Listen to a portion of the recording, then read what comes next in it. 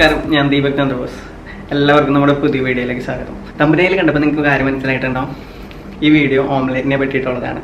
ഇതൊരു വീഡിയോ അല്ല, ഇതൊരു സീരീസ് ഓഫ് വീഡിയോസ് ആയിരിക്കും. അടുത്ത എപ്പിസോഡുകളൊക്കെ അടുത്ത ബുധനാഴ്ചകളിൽ നമ്മൾ അപ്ലോഡ് ചെയ്യും. 7 മണിക്കായിരിക്കും നമ്മൾ അപ്ലോഡ് ചെയ്യുക. എഗ് സ്റ്റോറീസ് എന്നാണ് നമ്മൾ ഈ സീരീസിന് പേരിട്ടിരിക്കുന്നത്.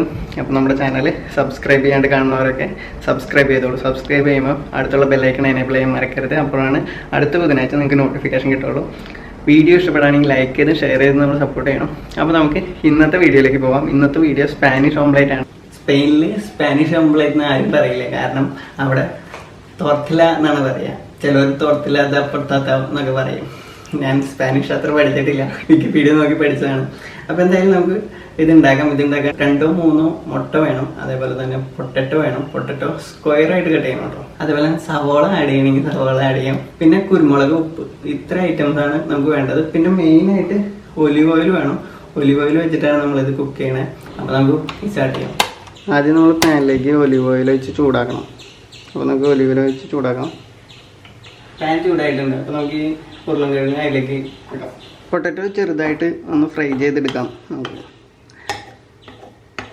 അധികം ഫ്രൈ ആവണ്ട, ചെറിയ തോതിലൊന്ന് ഫ്രൈ ചെയ്യാം. അടുത്തതായിട്ട് നമുക്ക് സബോള ഇടാം. അതിലേക്ക് സബോള ഇട്ട് കഴിഞ്ഞാൽ സബോള കാരമലൈസ് ചെയ്യുന്ന ഒരു ടേസ്റ്റ് ഉണ്ടാവും. അപ്പോൾ അടിപൊളിയായിരിക്കും. സബോള ഇല്ലാണ്ടും നമുക്കിത് ചെയ്യാം. നമ്മളിപ്പോൾ ഒരു ചെറിയൊരു ടേസ്റ്റിന് വേണ്ടിയിട്ട് സബോളയും കൂടി ആഡ് ചെയ്തിട്ടുണ്ട്. ശരിക്കും സ്പാനിഷ് ഓംലെറ്റിൽ നമ്മൾ വേറെ മസാലാസ് ഒന്നും ആഡ് ചെയ്യില്ല. നമ്മൾ ഉണ്ടാക്കുമ്പോൾ ഓതൻറ്റിക് സ്പാനിഷ് ഓംലെറ്റ് ആണ്. അതായത് ടർട്ടില്ല ഡെ പൊട്ടാറ്റോ. ഉരുളക്കിഴങ്ങും സവോളയും ഒരു ബ്രൗണിഷ് കളറാവുന്ന ചെറിയ ബ്രൗണിഷ് കളറാവുമ്പോഴേക്കും നമുക്ക് നിർത്തിയിട്ട് മുട്ട പൊട്ടിച്ച് അതിൻ്റെ പരിപാടി തുടങ്ങും. പൊട്ടറ്റോ സവോളയും ഏകദേശം കുക്കായി റെഡി ആയിട്ട് നമ്മൾ മാറ്റി വെച്ചിട്ടുണ്ട്. അപ്പോൾ അടുത്തതായിട്ട് നമ്മൾ മുട്ട റെഡിയാക്കാം. 3 മുട്ടയാണ് നമ്മളിവിടെ എടുത്തിരിക്കുന്നത്. അതിൻ്റെ കൂടെ കുരുമുളകും ഉപ്പും മാത്രമേ ചേർക്കണുള്ളൂ. വേറെ ആവശ്യമുള്ളവർക്ക് വേണമെങ്കിൽ ചീസ് ആഡ് ചെയ്ത് കൊടുക്കാം. അപ്പോൾ നമ്മൾ മുട്ട പൊട്ടിച്ച് ഇട്ടു. ഇതിന് ശേഷം ഇതിലേക്ക് ആവശ്യമായുള്ള ഉപ്പ് ആഡ് ചെയ്യാം. ആവശ്യത്തിന് ഉപ്പ്, അതേപോലെ തന്നെ ആവശ്യത്തിന് കുരുമുളക്. എരിവ് കൂടുതൽ വേണ്ടവർ കുരുമുളക് കൂടുതൽ ആഡ് ചെയ്യാം കേട്ടോ, കാരണം നമ്മൾ വേറെ മസാലാസ് ഒന്നും ആഡ് ചെയ്യണില്ല.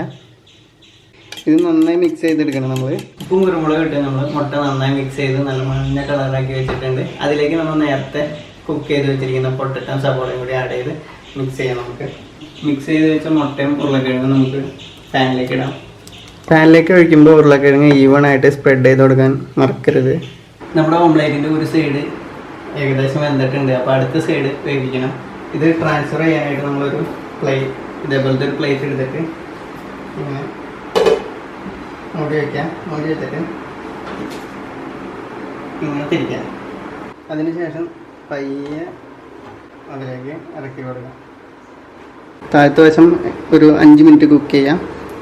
അപ്പോൾ നമ്മുടെ സ്പാനിഷ് ഓംലെറ്റ് ടർട്ടില്ല ഡി പട്ടാറ്റോ റെഡി ആയിട്ടുണ്ട്. നമുക്ക് ഈ ഒരു പാത്രത്തിലേക്ക് മാറ്റാറ്. അപ്പോൾ നമ്മുടെ ആദ്യത്തെ ഓംലെറ്റ് സ്പാനിഷ് ഓംലെറ്റ് റെഡി ആയി കഴിക്കും. നമുക്കിതിന് കട്ട് ചെയ്ത് കഴിക്കാം. ഇത് കട്ട് ചെയ്യുന്നത് നമ്മൾ പിസ്സ കട്ട് ചെയ്യുന്ന പോലെയാണ്. ട്രയാങ്കിൾ ഇതിൽ കട്ട് ചെയ്തെടുക്കാം. ശരിക്കും നല്ല അപ്പമൊക്കെ ഉണ്ടാക്കണ മാതിരി സ്റ്റഫിയാണ്. അടിപൊളിയായിട്ട് വന്നിട്ടുണ്ട്. പൊട്ടറ്റോ കഷ്ണങ്ങളൊക്കെ കാണാം, നമുക്ക് ഇവിടെ ലെയറായിട്ട് കാണാം. നമുക്ക് കഴിച്ചേക്കാം.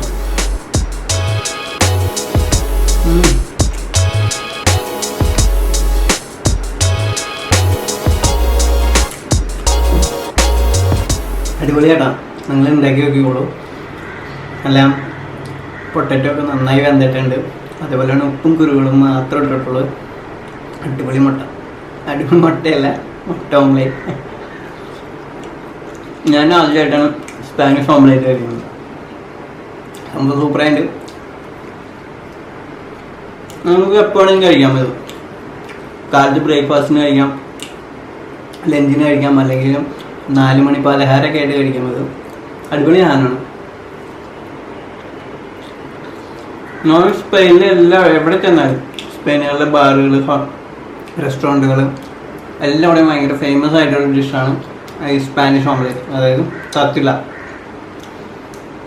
അപ്പോൾ എന്തായാലും അടിപൊളിയായിട്ടുണ്ട്. നിങ്ങൾക്ക് ഈ വീഡിയോ ഇഷ്ടപ്പെട്ടെന്ന് കരുതുന്നു. അപ്പോൾ എന്തായാലും വീട്ടിൽ ഉണ്ടാക്കി നോക്കാം. അപ്പോൾ അടുത്തൊരു വീഡിയോയിൽ കാണുന്നവരെ this is Deepak. Bye bye.